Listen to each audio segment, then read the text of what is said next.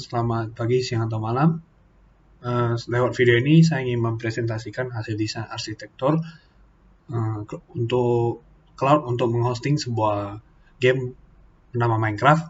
Nah, untuk cloud service provider yang saya pilih itu Amazon Web Service. Nah, kita mulai dari syarat-syarat yang mungkin untuk mendesain arsitektur ini ada setidaknya mampu menampung 10.000 user Minecraft players.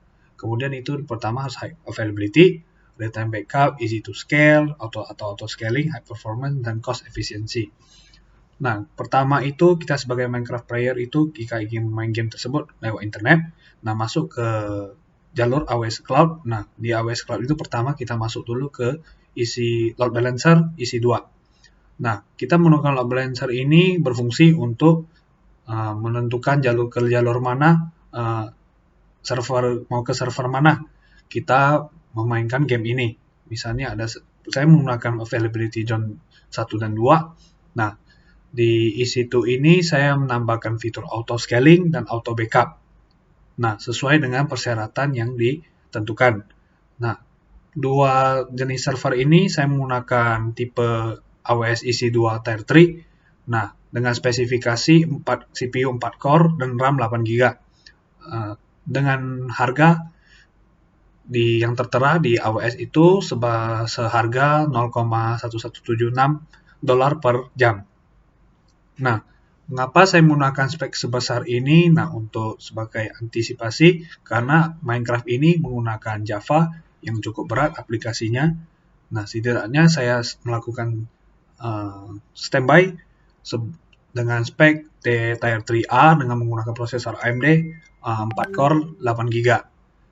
Nah, kedua server ini saya menambahkan fitur auto scaling. Nah, mengapa saya menggunakan auto scaling? Karena untuk 10.000 user kan tidak setiap kali Minecraft player itu sebanyak 10.000 user. Nah, dengan adanya fitur auto scaling kita juga bisa melakukan kalkulasi tentang efisiensi penggunaan compute atau instannya. Nah, dengan spek 4 core 8 GB ini sebagai standby. Nah, ketika user melonjak sampai 10.000 user, nah masing-masing server mungkin akan melakukan auto scaling. Nah, di situ auto scaling berfungsi. Nah, biaya mungkin akan bertambah atau pasti akan bertambah. Nah, di situ kita dapat melakukan kalkulasi di mana traffic itu tinggi, user itu tinggi. Nah, saya akan menggunakan auto scaling. Nah, di auto scaling kita bisa tahu sih kapan sih kita butuh banyak server, bagaimana kapan kita butuh hanya sedikit server. Nah, kita bisa kalkulasikan, kita perlu pertimbangkan lagi untuk kedepannya karena untuk cost efisiensi. Nah, jika 4 core 8 GB ini sudah cukup untuk standby, maka spek seperti itu akan kita gunakan terus. Nah, jika auto scaling itu terlalu banyak berfungsi, nah otomatis biaya ini akan banyak. Nah, kita juga memperhatikan cost efisiensi. Nah, dari statistik yang muncul akibat auto scaling kita harus perhitungkan. Nah, spek seberapa sih yang mampu untuk melampung 10.000 user ini. Nah, kapan 10.000 user ini masuk? Kapan sih traffic tinggi? Nah, kita bisa pertimbangkan, mungkin kita bisa upgrade Tier 3, upgrade spesifikasi compute-nya. Nah, agar fitur auto scaling itu tidak terlalu tinggi. Artinya desain kita buat itu nggak auto kill. Nah, biaya itu tidak terlalu besar gara-gara auto scaling. Nah, kemudian kedua server ini juga saya tambahkan fitur auto backup untuk melakukan backup di tiap servernya. Kemudian kedua server ini juga terhubung ke Elasticcache untuk menyimpan cache dan data game. Kemudian dua server ini juga terhubung ke AWS Relational Database untuk menyimpan data statik dari game Minecraft ini. Demikian, mungkin ini adalah desain saya yang mungkin masih sederhana.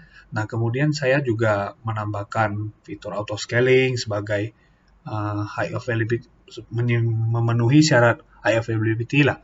Setidaknya pemain Minecraft itu tidak terkendala. Setidaknya Minecraft hosting server Minecraft ini dapat berjalan dengan lancar.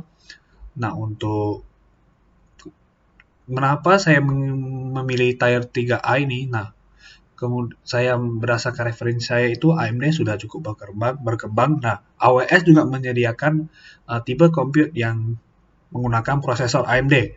Nah, 4 core 8 GB menggunakan tier 3 itu lebih murah daripada kita menggunakan tier 2. Nah, mengapa saya memilih spek ini? Nah, karena harganya yang cukup efisiensi, seharga 0,1176 per jam. Nah, untuk real-time backup, semua server ini saya tambahkan fitur auto backup dan AWS Relational Database juga saya tambahkan fitur auto backup.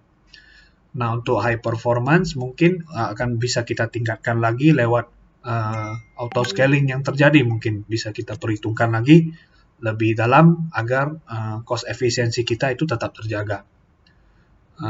Mungkin ini saja yang dapat saya jelaskan lewat desain arsitektur ini. Jika ada kesalahan, saya mohon maaf.